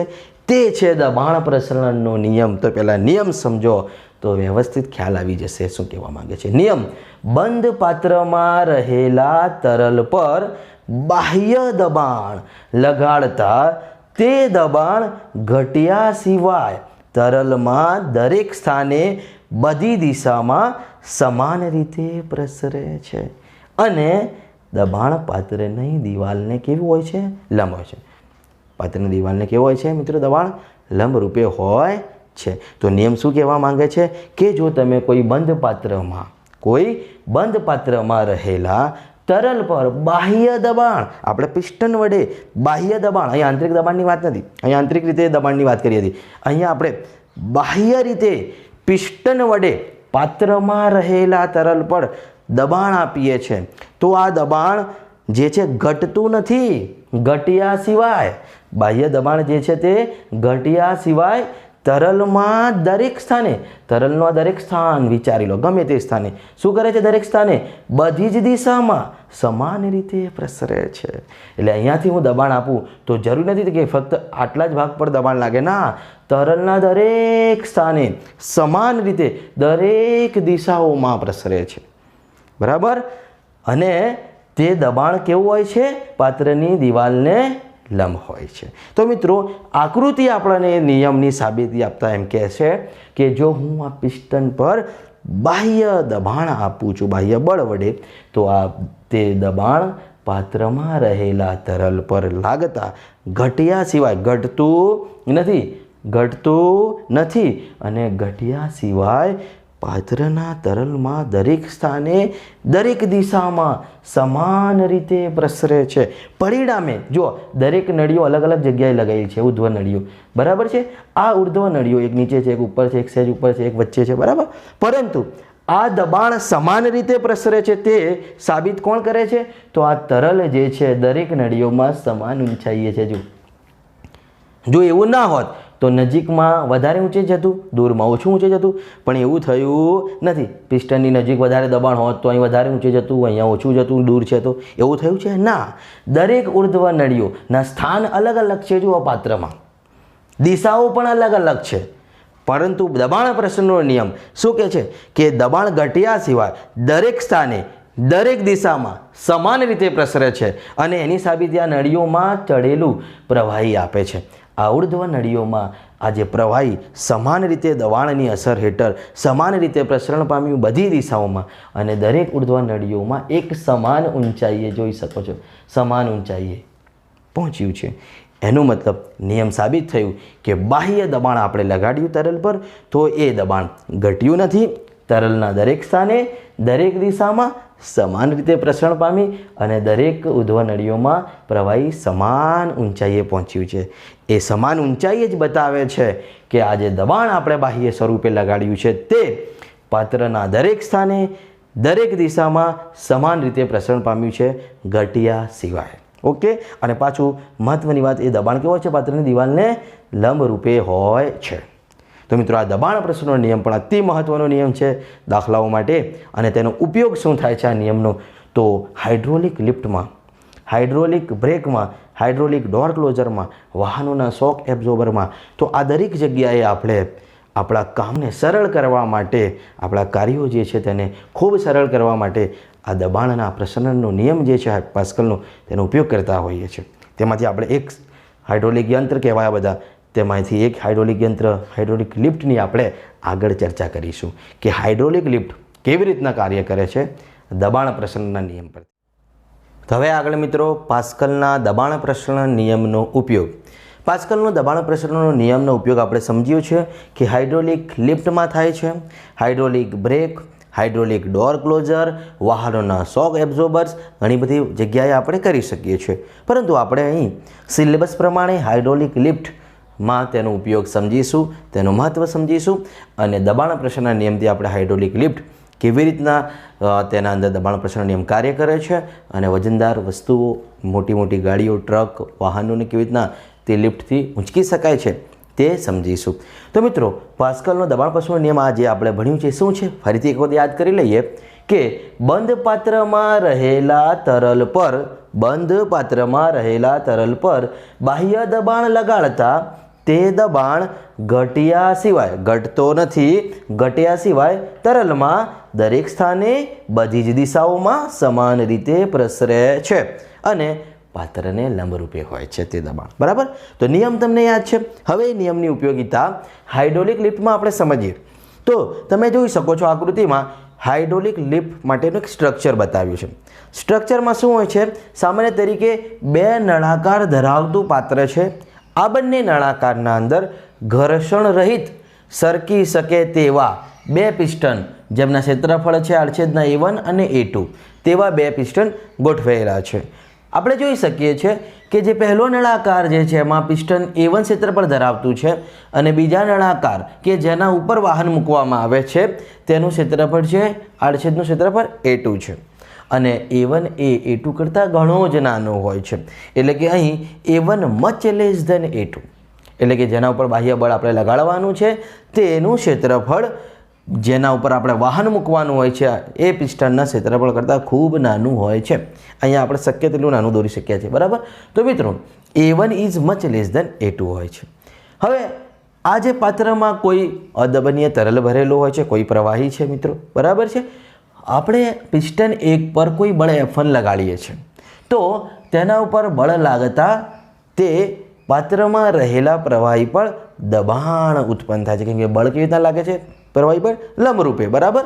તો જે દબાણ મળે છે અહીંયા, એ દબાણ પાસ્કલના દબાણ પ્રસરણના નિયમને અનુસરી પાત્રમાં સમાન રીતે પ્રસરે છે. દરેક સ્થાને બધી જ દિશામાં સમાન રીતે પ્રસરે છે અને આ દબાણ આગળ વધી પિસ્ટન 2 જે વાહનને ઉંચકવા માટેનું પિસ્ટન છે કે જેનું ક્ષેત્રફળ પહેલા પિસ્ટનના ક્ષેત્રફળ કરતાં પણ વધુ છે, તે પિસ્ટન પર એ દબાણ F2 બળ લગાડે છે. તમે જોઈ શકો છો F2 બળ અહીંયાથી F1 બળ લગાડ્યું તો અહીંયા દબાણ મળ્યું મિત્રો. એ દબાણ સમાન રીતે પ્રસર્યું, દબાણ પ્રસરણનો નિયમ છે અને એ દબાણ વડે આ પિસ્ટન પર શું લાગે? બળ F2 બરાબર. એકમ ક્ષેત્રફળ દીઠ સપાટીને લંબરૂપે લાગતું બળ એ જ દબાણ ને, એટલે કે આ F2 શું લાગે છે? બળ લાગે છે A2 ક્ષેત્રફળ ધરાવતા પિસ્ટન પર. તો શું થાય છે? આ પિસ્ટન ઊંચો થાય છે એટલે કે તેના ઉપર મૂકેલો વાહન પણ ઊંચકાય છે. મહત્વની વાત એ છે અહીંયા કે આનું મહત્વ શું? તો અહીંયા આપણે ઓછો બળ આપીએ છીએ છતાંય વજનદાર વસ્તુને ઉંચકી શકીએ છીએ. એ કેમ શક્ય છે? તો દબાણ પ્રસરણનો પાસ્કલનો જે નિયમ છે. તો મિત્રો એની સાબિતી જુઓ કે અહીં આપણે A1 આડછેદના પિસ્ટન પર જે બળ F1 લગાડ્યું છે બાહ્ય બળ સ્વરૂપે, તેના લીધે ઉદ્ભવતું દબાણના સૂત્ર P બરાબર F/A પરથી P1 બરાબર F1/A1 સમીકરણ 1 કહી શકો. જે F1 બળ તમે અહીંયા A1 આડછેદના પિસ્ટન પર લગાડ્યું છે બાહ્ય બળ સ્વરૂપે, તેના લીધે અહીંયા જે દબાણ મળશે તે છે P1 બરાબર F1/A1 સમીકરણ 1. હવે આ દબાણ શું થાય છે? સમાન રીતે પાત્રમાં પ્રસરે છે કેમ કે જે પાત્ર છે જેમાં પ્રવાહી ભરેલું છે જે હવાચુસ્ત પિસ્ટન વડે બંધ છે, એટલે કે પાસ્કલનો દબાણ પ્રસરણનો નિયમ અહીંયા લાગુ પડવાનો છે. તો આ દબાણ સમાન રીતે પાત્રમાં પ્રસરી A2 આડછેદ ધરાવતા પિસ્ટન પર બળ F2 લગાડવાના છે. પરિણામે દબાણ ઉદ્ભવશે. તે દબાણ અહીંયા જે ઉદ્ભવવાનું છે તેને આપણે કહીશું P2 બરાબર F2/A2. લંબરૂપે લાગતું બળ F2 અને ક્ષેત્રફળ A2. તો એ જે દબાણ મળશે P2 બરાબર F2/A2. અહીંયા દબાણ મળ્યું P1, અહીંયા દબાણ મળ્યું P2. હવે પાસ્કલનો નિયમ શું કહે છે? કે દરેક જગ્યાએ દબાણ સમાન હોય છે. દરેક જગ્યાએ દબાણ કેવું હોય છે? સમાન. પાસ્કલનો નિયમ દબાણ પ્રસરણનો નિયમ બરાબર છે. દબાણ તો કેવા હોય છે? સમાન. તો આપણે કહી શકીએ કે આ બંને દબાણ પાસ્કલના નિયમ મુજબ P1 બરાબર P2 સમાન હશે. P1 અને P2 દબાણ સમાન હશે બરાબર. તો તેનો ઉપયોગ કરી સમીકરણ 1 અને 2 પરથી આપણે કહી શકીએ કે P1 એટલે કે F1/A1 is equal to P2 એટલે કે F2/A2 થાય. આપણે કોની જરૂર છે? તો ભાઈ અહીંયા જે કાર ઉંચકવાની છે અથવા કોઈ ટ્રક છે મોટો તે ઉંચકવાનું છે, તે માટે કેટલો બળ મળે છે એ F2 મારે શોધવું છે. તો હું F2ને સૂત્રનો કરતા બનાવીશ. તો F2 બરાબર આ જાય A2 ઉપર તો A2/A1 ઇન્ટુ F1. હવે કન્ડિશન યુઝ કરો કે અહીં કન્ડિશન શું છે? A1 is much less than A2. જે પહેલો નળાકાર છે જેના ઉપર બાહ્ય બળ લગાડીએ છીએ તેનું ક્ષેત્રફળ ઉંચકનાર પિસ્ટનના ક્ષેત્રફળ કરતાં ખૂબ નાનું હોય છે. પરિણામે આપણે અહીંયા ગાણિતિક સ્વરૂપે કહી શકીએ કે A1 is much less than A2 છે. એનું મતલબ ગણિતનો ઉપયોગ કરો, છેદ ખૂબ નાનો છે એનું મતલબ F2 એ F1 કરતાં ખૂબ મોટું હોય. F2 is much greater than F1. એટલે આપણને વાહન ઉંચકવા માટે જે બળની જરૂરિયાત છે F2 તે આપેલા બળ કરતાં ખૂબ મોટો મળે છે. આપણે આપીએ ખૂબ ઓછું બળ F1 પણ મળે છે F2 ખૂબ વધુ. એટલે ઓછા પ્રયત્ન બળ F1 વડે આપણે આમ શું કહી શકીએ? ઓછા પ્રયત્ન બળ F1 વડે વધુ ભાર F2 ઉંચકી શકાય છે. એનો મતલબ આ જે કાર કે ટ્રક જેને ઉંચકવું છે તેને ઉંચકવા માટે આપણે વધુ બળ બહારથી ખર્ચવું હોય તો ઘણી બધી એનર્જીની જરૂર પડે. પરંતુ જો હાઇડ્રોલિક લિફ્ટ વાપરી દો તો તમે અહીં ઓછું માપનું બળ આપો છતાંય હાઇડ્રોલિક લિફ્ટ તેને વધુ વજનદાર વસ્તુને વધુ બળ આપીને ઉંચકી લે છે. એટલે ત્યાં F2 ખૂબ મોટું મળે છે F1 કરતાં. એટલે આપણે નાના બળને મોટા બળમાં રૂપાંતરિત કરી દીધો. કોનો ઉપયોગ કરી? હાઇડ્રોલિક લિફ્ટ કે જે દબાણ પ્રસરણના પાસ્કલના નિયમ પર કાર્ય કરે છે. એટલે ઓછા પ્રયત્ન બળ F1 વડે આપણે વધુ ભાર F2 ઉંચકી શક્યા. એટલે આપણી એનર્જી એટલી બચે. ખ્યાલ આવે છે? તો મિત્રો દબાણ પ્રસરણનો આ જે પાસ્કલનો નિયમ છે તેની ઉપયોગિતા આમ હાઇડ્રોલિક લિફ્ટમાં જેમ થાય છે તેમ હાઇડ્રોલિક બ્રેકમાં, હાઇડ્રોલિક ડોર ક્લોઝરમાં ઘણી બધી જગ્યાએ કરી શકાય છે. આપણા સિલેબસ પ્રમાણે આપણે હાઇડ્રોલિક લિફ્ટની ચર્ચા કરી છે. તો હવે આગળ મિત્રો આપણે પાસ્કલના નિયમને સંપૂર્ણ રીતે પૂર્ણ કર્યા બાદ હાઇડ્રોલિક લિફ્ટમાં તેનો ઉપયોગ ને પણ આપણે જોઈ લીધો. તો તેને લગતો ઉદાહરણ જે છે આપણે એની ચર્ચા કરી લઈએ. હવે આપણે જાણીએ છીએ પાસ્કલનો નિયમ શું છે, દબાણ પ્રસરણનો નિયમ શું છે, હાઇડ્રોલિક લિફ્ટ કયા સિદ્ધાંત પર કાર્ય કરે છે અને કેવી રીતના કાર્ય કરે છે, આ બધી માહિતી આપણા પાસે છે. તો મિત્રો આગળનું જે ઉદાહરણ છે, ઉદાહરણ 10.6 એ હાઇડ્રોલિક લિફ્ટના અનુસંધાનમાં છે, જે તમે અત્યારે સમજી મિત્રો. તો જુઓ એની રકમ શું કહેવા માંગે છે, પહેલાં બરાબર રકમ સમજો. તો મિત્રો કહે છે કે એક કાર લિફ્ટના અંદર નાના પિસ્ટન કે જેની ત્રિજ્યા 5 સેન્ટીમીટર છે, નાનું પિસ્ટન અને આ મોટો પિસ્ટન, એટલે કે નાનો નળાકાર અને આ મોટો નળાકાર પણ તમે કહી શકો છો, બરાબર. તો એક કાર લિફ્ટના અંદર નાના પિસ્ટન પર એટલે કે નાના આડછેદનું ક્ષેત્રફળ ધરાવતો નાના નળાકાર પર કે જેની ત્રિજ્યા 5 સેન્ટીમીટર છે, તેના પર સંકોચિત હવા દ્વારા બળ F1 લગાડવામાં આવે છે. એટલે કે આપણે બાહ્ય કંઈક બળ લગાડીએ છીએ તેની વાત છે. આ બળના લીધે જે દબાણ ઉત્પન્ન થશે તે સંપૂર્ણ તરલમાં પ્રસરશે અને પિસ્ટન જે બીજો છે મોટા આડછેદના ક્ષેત્રફળ ધરાવતો ત્યાં સુધી પહોંચશે અને તેના પર બળ F2 લગાડશે, બરાબર. જો જે કાર ઉંચકવાની છે તેનું દળ 1350 કિલોગ્રામ આપેલું હોય તો આપણને કહેશે કે મિત્રો આ તમે બળ કેટલું આપ્યું હશે તે શોધો F1, અને આ સંપૂર્ણ કાર્ય પૂર્ણ કર્યું, આપણે કારને લિફ્ટ કરી ઊંચી કરી, તે માટે દબાણ કેટલું જોઈતું હશે તે શોધો. તો દબાણ તો તમે અહીંયા શોધો P1 કે P2. દબાણ પાસ્કલના નિયમ પ્રમાણે કેવો રહેવાનો, સમાન. કેમ કે આપણે જાણીએ છીએ પાસ્કલનો નિયમ P1 બરાબર P2. દબાણ કેવો રહેશે, સમાન. પાસ્કલના દબાણ પ્રસરણના નિયમથી આપણે પરિચિત છીએ, આપણે જાણીએ છીએ કે દબાણ જે છે દરેક સ્થાને દરેક દિશામાં સરખી રીતે પ્રસરે છે. અહીંયા બળ F1 નાના મૂલ્યનું લગાડતા મોટા મૂલ્યનું બળ F2 મળે છે, જે જ મહત્ત્વ છે દબાણ પ્રસરણના નિયમનો, અને આપણે કારને ઊંચકી શકીએ છીએ કારણ કે આનું ક્ષેત્રફળ નાનો છે, આનું ક્ષેત્રફળ મોટો છે. મિત્રો ખ્યાલ આવી ગયો, આગળ આ કિસ્સો આપણે સમજી લીધો છે. તો ચલો આપણે બળ F1 અને લાગતા દબાણ P1 ની ચર્ચા કરી લઈએ. તો મિત્રો ડેટા શું કહે છે, જુઓ કે નાના પિસ્ટનનું ત્રિજ્યા કેટલી આપી છે આપણે, R1 બરાબર 5 સેન્ટીમીટર. મીટરમાં ફેરવી દો તો 5 × 10⁻2 મીટર. મોટા પિસ્ટનની ત્રિજ્યા જે 15 સેન્ટીમીટર છે, રકમમાં કદાચ હું ઉલ્લેખ કર્યો નથી, પણ રકમમાં છે, હું બોલતા વખતે ઉલ્લેખ કર્યો નથી, બરાબર છે. પરંતુ તમે ધ્યાન રાખજો કે મોટા પિસ્ટનની ત્રિજ્યા છે R2 બરાબર 15 સેન્ટીમીટર, એટલે કે 15 × 10⁻2 મીટર. આપણને ચોખ્ખું જ કહ્યું છે કે આ બળ F1 શોધો, જે તમને લગાવ્યું છે બહારથી. તો બળ F1 શોધવાનું છે. જે કાર ઊંચકાઈ છે તેનું દળ આપણને 1350 કિલોગ્રામ આપી દીધું છે, અને કૌંસમાં તમને રકમમાં જીની મૂલ્ય 9.8 મીટર પર સેકન્ડ સ્ક્વેર ગુરુત્વ પ્રવેગ આપ્યું છે. 10 આપ્યું તો 10 લેવાનું, અહીં 9.8 આપ્યું છે. એનો મતલબ કે જે કાર 1350 કિલોગ્રામની અહીંયા મૂકી છે તેના ઉપર તેના દળના લીધે વજન બળ લાગતું હશે, એ જ બળ F2 હશે, કેમ કે F2 વજન બળને સમતોલ છે. તો મિત્રો F2 બરાબર આપણે mg કહી શકીએ. m છે 1350, g છે 9.8, એટલે 13230 ન્યૂટન, 13230 ન્યૂટન દળ વજન બળ થઈ ગયું, બરાબર છે F2. એટલે કે કારને ઉંચકવા માટે જરૂરી બળ પણ તેને કહી શકાય. F2 બરાબર 13230 ન્યૂટન, બરાબર. F1 આપણે શોધવાનું છે. બીજો કિસ્સો શું છે કે આ કાર્ય સંપૂર્ણ આપણે પૂર્ણ કર્યું છે, સંપન્ન કર્યું છે. તો અહીંયા જે દબાણ ઉત્પન્ન થયું હશે P1, જે પ્રસરીને અહીં ગયું હશે P2, એટલે P1 બરાબર P2. એમાંથી કોઈ એક આપણે P1 શોધો કે P2 શોધો, બધું સરખું જ છે. એટલે P1 મેળવવાનું છે અહીંયા આપણે દબાણ, કેમ કે પાસ્કલના નિયમ પ્રમાણે દબાણ તો સમાન જ રહેવાનું છે દરેક બિંદુએ. ખ્યાલ આવશે. તો મિત્રો આપણે અહીં દબાણ પણ શોધવાનું છે અને લગાડેલું બળ F1 પણ શોધવાનું છે. સિમ્પલ દાખલો છે. આપણે જાણીએ છીએ કે પાસ્કલનો નિયમ શું છે, P1 બરાબર P2. અહીંયા ઉત્પન્ન થયેલું દબાણ P1 સરખી રીતે પ્રસરી અહીંયા P2 એટલું જ દબાણ મળવાનું છે, એટલે કે P1 બરાબર P2, જે આપણે હાઇડ્રોલિક લિફ્ટના કિસ્સામાં પણ સમજ્યું છે, સૂત્ર મેળવ્યું છે. P1 બરાબર P2 પરથી F1/A1 = F2/A2, અને દાખલાઓ માટે તમને યાદ રાખવાનું પણ કહ્યું હતું, જે પાસ્કલનો દબાણ પ્રસરણનો નિયમ છે. હું P1 ની જગ્યા પર લખી શકું F1/A1, P2 ની જગ્યા પર F2/A2. ક્લિયર મિત્રો? જે શોધવાનું છે તેને સૂત્રનું કરતા બનાવો. મારે તો F1 મેળવવાનું છે, તો A1 સામે જાય તો A1/A2 × F2 લખી શકાય. હું ડાયરેક્ટ ક્ષેત્રફળના સૂત્રો મૂકી દીધા. A1 માટે πr1², A2 માટે πr2² × F2 નો F2. સિમ્પલ સાદુરૂપ છે મિત્રો. બસ હવે તો કિંમત મૂકો, જવાબ લાવો. સિમ્પલ સાદુરૂપ, બરાબર. તો F1 બરાબર π થી π કેન્સલ. R1 અને R2 ની કિંમત ડેટામાં આપી છે, 5 સેન્ટીમીટર અને 15 સેન્ટીમીટર, જેને મીટરમાં પણ આપણે ફેરવી દીધી છે.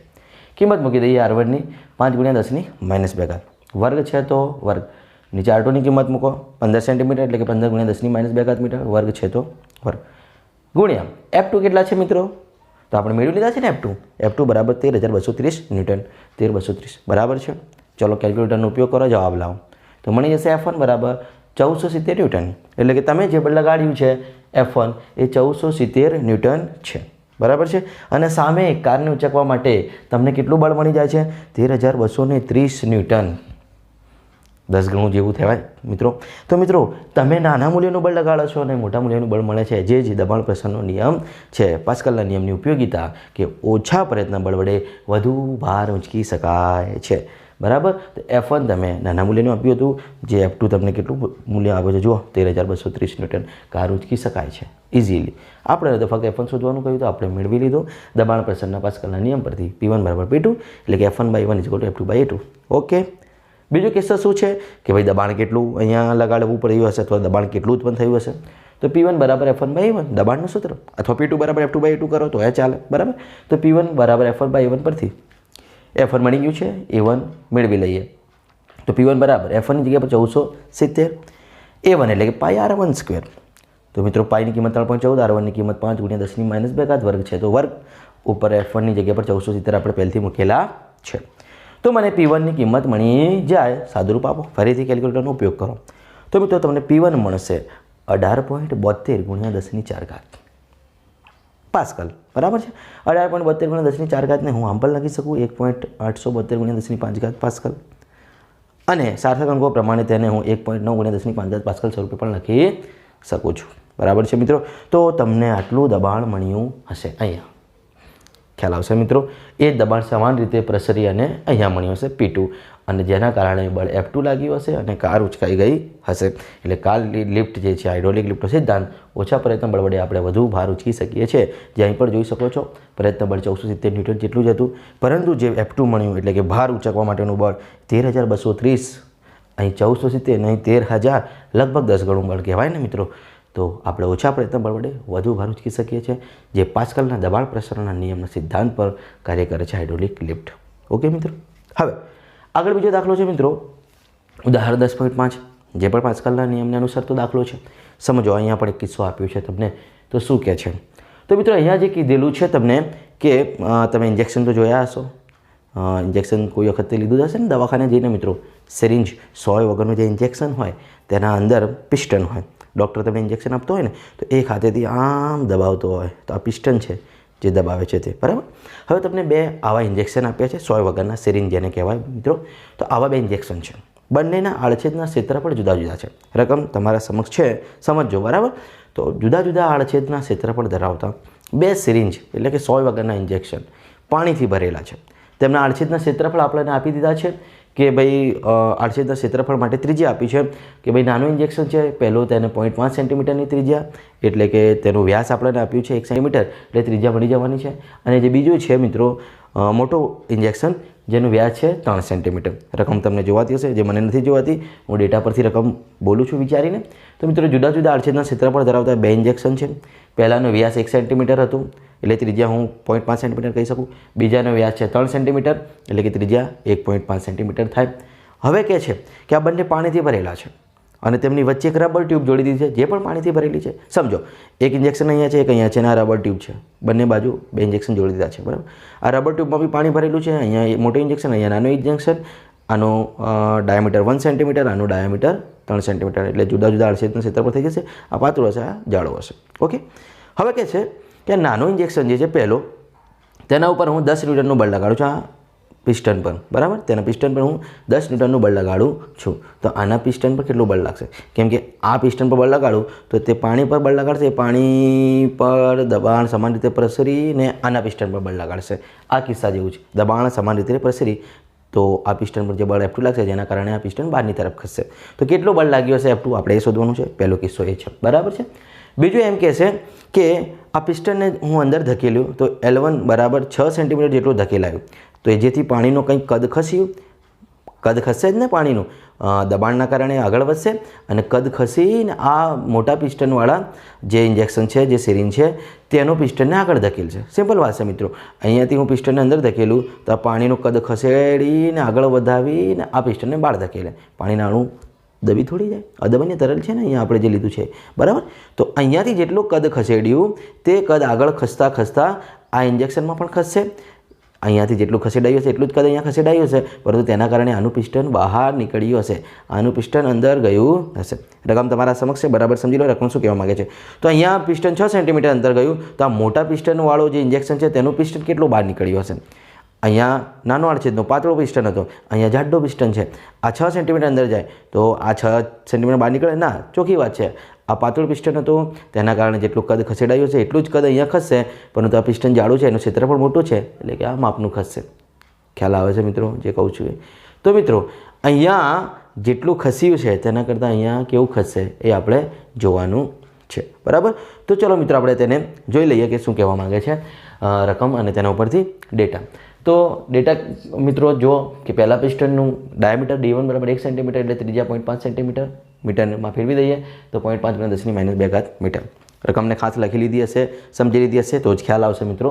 તો પહેલાં રકમ બરાબર સમજી લેવાની છે તમારે. D2 બરાબર 3 સેન્ટીમીટર, તેને ઉપરથી આપણે ત્રિજ્યા કહી શકીએ તેની. R2 બરાબર 1.5 × 10⁻² મીટર, હું ડાયરેક્ટ તેને મીટરમાં લખી શકું. મતલબ જે બે ઇન્જેક્શન આપ્યા છે, એક નાનો અને એક મોટો, એક નાના આડછેદ ધરાવતો એક મોટા આડછેદ ધરાવતો, તેમના ડાયામીટર એટલે કે વ્યાસ અને તેમના પરથી આપણે ત્રિજ્યા મેળવી લીધી છે. ચોક્કસ આપણે જોઈ શકીએ છીએ કે એક નાનો છે અને એક મોટો છે, એક 1 સેન્ટીમીટર વ્યાસ છે, એક 3 સેન્ટીમીટર, એક આટલો હોય તો એક આટલો હોય, ખ્યાલ આવે છે? 1 સેન્ટીમીટર, 3 સેન્ટીમીટર, બરાબર છે. તો મિત્રો હવે કહે છે કે જે F1 10 ન્યૂટન લગાડ્યું છે, મતલબ કે આપણે નાના પિસ્ટન પર, નાનું ઇન્જેક્શન છે તેના પિસ્ટન પર 10 ન્યૂટનનું બળ લગાડ્યું છે, તો આ મોટા પિસ્ટન પર કેટલું બળ લાગશે F2, બરાબર છે, એ શોધો.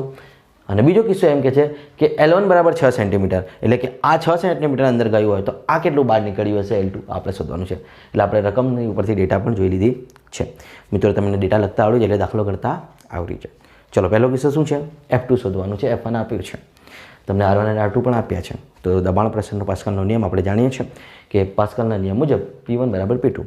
અહીંયા જે દબાણ ઉત્પન્ન થયું હશે એટલું જ દબાણ અહીંયા છે. પાસ્કલનો નિયમ આપણે અહીં હાઇડ્રોલિક લિફ્ટમાં જે વાપર્યું છે, P1 બરાબર P2, દબાણ સમાન રીતે પ્રસરે છે. તો અહીંયા પણ આ બળ જે લંબ રૂપે લાગે છે તેના કારણે દબાણ P1 ઉત્પન્ન થશે, સમાન રીતે પ્રસરી અને મોટા આડછેદના પિસ્ટન પર લાગશે. એટલે અહીં દબાણ જેટલું હશે એટલું જ દબાણ અહીં મળશે. હા, બળ ચોક્કસ જુદું હશે કેમ કે આનું ક્ષેત્રફળ અને આનું ક્ષેત્રફળ જુદું છે. તો મિત્રો પાસ્કલના નિયમ મુજબ આપણે કહી શકીએ P1 બરાબર P2. તો F1/A1 = F2/A2. P1 ની જગ્યા પર F1/A1 અને P2 ની જગ્યા પર F2/A2. F1 છે તમારા પાસે, હા. R1 અને R2 છે તો A1 અને A2 મળી જશે. હા, F2 શોધવાનું છે તો હવે સૂત્ર કરતાં બનાવી લો, જવાબ મળશે મિત્રો. તો F2 બરાબર A2 ઉપર જાય, બરાબર છે. તો A2/A1 × F1 લખી શકાય ને? તો હું ડાયરેક્ટ A2/A1 ની જગ્યા પર πR2² πR1² નળાકાર છે ને, તો πR2² πR1², આટલા સ્ટેપ તો આપણે બચાવી શકીએ છીએ. ઇન્ટુ F1 નો F1. ખ્યાલ આવ્યો મિત્રો? હવે પાઈથી પાઈ કેન્સલ, R2 અને R1 આપ્યા છે રકમમાં, તમે કિંમત મૂકો. F1 ની કિંમત 10 ન્યૂટન પણ આપી છે, સાદુરૂપ આપો જવાબ. તો મિત્રો 1.5 × 10⁻²² R2 ની કિંમત, R1 ની કિંમત 0.5 × 10⁻²² ઇન્ટુ F1 ની કિંમત 10 ન્યૂટન. સાદુરૂપ આપો મિત્રો, કેલ્ક્યુલેટરમાં જવાબ લાવો તો F2 બરાબર તમને મળશે 90 ન્યૂટન, 90, બરાબર છે. એટલે કે અહીંયા તમે 10 ન્યૂટન લગાડી દો, અહીંયા તમને લગભગ 10 ગણું, 9 થી 10 ગણું બરાબર છે બળ મળે છે F2, 90 ન્યૂટન જોઈ શકો છો. એટલે કે અહીંયા જે જોયું હતું હાઇડ્રોલિક લિફ્ટમાં જે બળ અહીં 270 હતું, તો અહીંયા 13,230, અહીં પણ લગભગ 10 ગણું બળ મળ્યું હતું, અહીંયા પણ લગભગ 10 ગણું બળ મળે છે. મતલબ દબાણ પ્રસરણના પાસ્કલના નિયમના ઘણા બધા ઉપયોગો છે મિત્રો. પાસ્કલના નિયમથી આપણે ઓછા પ્રયત્ન બળ વડે વધુ કાર્ય કરી શકીએ છીએ. તો મિત્રો જોઈ શકો છો F2 બરાબર 90 ન્યૂટન મળે છે, જે અહીંયા 10 ન્યૂટન લગાડ્યું હતું, બરાબર, જે આપણને શોધવાનું કહ્યું હતું. ઓકે, હવે આગળ બીજો કિસ્સો શું કહેતો હતો મિત્રો કે આ નાના આડછેદના ક્ષેત્રફળ ધરાવતા પિસ્ટનને આપણે જે બળ આપ્યું છે F1, જેના કારણે તે 6 સેન્ટીમીટર અંદર ગયું છે, એટલે કે 6 × 10⁻² મીટર જેટલું અંદર ગયું છે. તો આ 6 સેન્ટીમીટર અંદર ગયું હોય તો આ કેટલો બહાર નીકળ્યો હોય? આ અંદર ગયું છે એનો મતલબ બહાર નીકળવાનો જ છે, બરાબર છે. એક બેન્ચીસ છે તેના ઉપર 4 વિદ્યાર્થીઓ બેસી શકે છે, 4થી વધારે એક પણ બેસી શકતો નથી. મિત્રો 5મો વિદ્યાર્થી હું આ સાઈડથી બેસાડું, ધક્કા મારું, બેસો, તો ત્યાંથી પહેલો પડી જશે ને? ખ્યાલ આવે છે? એનો મતલબ કે અહીંયાથી 6 સેન્ટીમીટર અંતર ગયું છે, આ પિસ્ટન 6 સેન્ટીમીટર અંદર ગયું તો આ પિસ્ટન કંઈક તો બહાર નીકળે છે. ક્ષેત્રફળ આડછેદના જુદા જુદા છે, તો આ વધારે અંદર જાય તો આ ઓછો બહાર નીકળે, કેમ કે આનું ક્ષેત્રફળ નાનું છે, આનું ક્ષેત્રફળ મોટો છે. આ લોજિક પણ છે, બરાબર. આપણે સોલ્વ કરીએ તેને. તો આપણે જોઈ શકીએ છીએ કે આ 6 સેન્ટીમીટર અંદર ગયું છે, એનો મતલબ કે એને કંઈક જથ્થો પાણીનું કંઈક કદ ખસેડ્યું છે. તો અહીં ધારો કે V1 જેટલું કદ ખસેડાયું હોય, એ કદ અહીંયા પણ ખસેડાયું છે, કેમ કે જેટલું કદનું પાણી અહીંયા ખસ્યું હશે એ આગળ ખસતો જઈ અને મોટા આડછેદના પિસ્ટન સુધી પહોંચ્યું હશે. એટલે કે નાના પિસ્ટન વડે જેટલું કદ ખસેડાયું હશે પાણીનું એટલું જ કદ ક્યાં મળશે? મોટા પિસ્ટન આગળ ખસેડાયેલું મળશે. એટલે આપણે લખી શકીએ V1 બરાબર V2. જ્યાંથી પણ તમે સમજી શકો છો હાઇડ્રોલિક લિફ્ટમાંથી કે મિત્રો જુઓ આ પિસ્ટન અંદર આવ્યું છે તો અહીંથી કેટલાક જથ્થાના તરણનું કદ ખસ્યું છે. એ કદ ખસીને અહીંયા સુધી આવ્યું છે. એટલે જેટલું અહીંયા ખસ્યું હશે માની લઈએ કે 10 મીટર ક્યુબ અથવા સેન્ટીમીટર ક્યુબ, 10 સેન્ટીમીટર ક્યુબ જેટલું પાણીનું કદ અહીંથી ખસ્યું હશે તો અહીંયા પણ એટલું જ હશે. કદ કેવું હશે? સમાન હશે. તો મિત્રો આપણે કહી શકીએ નાના પિસ્ટન વડે ખસેડાયેલું કદ V1 ઇઝ ઇક્વલ ટુ મોટા પિસ્ટન આગળ ખસેડાયેલું કદ V2 કે જેના કારણે પિસ્ટન બહાર નીકળશે. ઓકે, તો V1 બરાબર V2. કદ કેવું ખસે? સરખું ખસે. ઓકે, ચલો કદનું સૂત્ર આપણે જાણીએ છીએ AL. ખ્યાલ આવશે ને? AL કેમ લખી શકીએ? કદ એટલે LBH. હું LB ને A કહી શકું, બરાબર છે, અને H ને હું કંઈક બીજી લંબાઈ લઈ શકું. એટલે તમે જાણો છો ક્ષેત્રફળ ગુણ્યા લંબાઈ એટલે પણ કદ મેળવી શકાય છે. V બરાબર AL સૂત્રથી પણ તમે પરિચિત છો.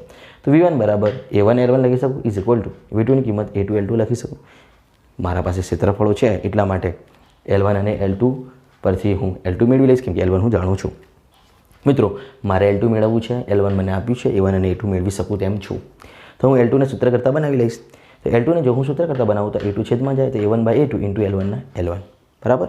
ચલો A1 ની કિંમત πr1 સ્ક્વેર, A2 માટે πr2 સ્ક્વેર ઇન્ટુ L1 ના L1. બધું સિમ્પલ જ છે, બધામાં આવું જ છે. બરાબર, કંઈ નવું છે નહીં, ફક્ત સૂત્ર આવડવું જોઈએ. મિત્રો કિંમત મૂકીએ, પાઈથી પાઈ કેન્સલ, R1 અને R2 ની કિંમત મૂકો તો R1 છે 0.5 × 10⁻², વર્ગ છે તો વર્ગ, નીચે R2 છે 1.5 × 10⁻², વર્ગ છે તો વર્ગ. ડેટામાં બધું આપેલું છે. અને L1 આપ્યા છે 6 સેન્ટીમીટર એટલે 6 × 10⁻² મીટર. કેલ્ક્યુલેટર લઈને બેસી જાઓ મિત્રો, જવાબ લાવો તો તમને મળશે L2 0.66 × 10⁻² મીટર. એટલે કે 0.66 સેન્ટીમીટર પણ તમે તેને કહી શકો છો. ખ્યાલ આવશે? એટલે કે પેલો 6 સેન્ટીમીટર જેટલું ખસે છે ત્યારે આ 0.6 જેટલું ખસે છે. ખ્યાલ આવે છે? મતલબ કે આના આડછેદનું ક્ષેત્રફળ મિત્રો નાનું છે. આ પાતળું પિસ્ટન છે 1 સેન્ટીમીટર વ્યાસનું, આ 3 સેન્ટીમીટર વ્યાસનું છે. ખ્યાલ આવશે? તો અહીંથી જેટલો જથ્થો ખસ્યો હશે એ જથ્થો આના ક્ષેત્રફળમાં સેટ થઈ ગયો હશે તો આ માપનું જ બહાર નીકળતું હશે. ખ્યાલ આવે છે? એટલે જેટલો કદ અહીંથી ખસેડ્યું હોય એટલો જ કદ અહીંયા ખસે, પરંતુ આના આડછેદનું ક્ષેત્રફળ મોટો છે એટલે એ માપનું જ બહાર નીકળે જ્યારે આ વધુ અંદર ગયો હોય. સિમ્પલ લોજિકથી પણ તમે વિચારી શકો છો. બરાબર. એટલે તમને જે મોટા પિસ્ટનને આગળ ખસેડવા માટે લંબાઈ જે ખસ્યું હશે તે લંબાઈ માંગી હતી, જે મળી જાય તમને જવાબ 0.66 સેન્ટીમીટર. ઓકે મિત્રો, તો પાસ્કલના નિયમને લગતા, દબાણ પ્રેશરના નિયમને લગતા, હાઇડ્રોલિક લિફ્ટને લગતો જે દાખલા હતા આપણા ઉદાહરણના અંદર એ આપણે સોલ્વ કર્યા છે.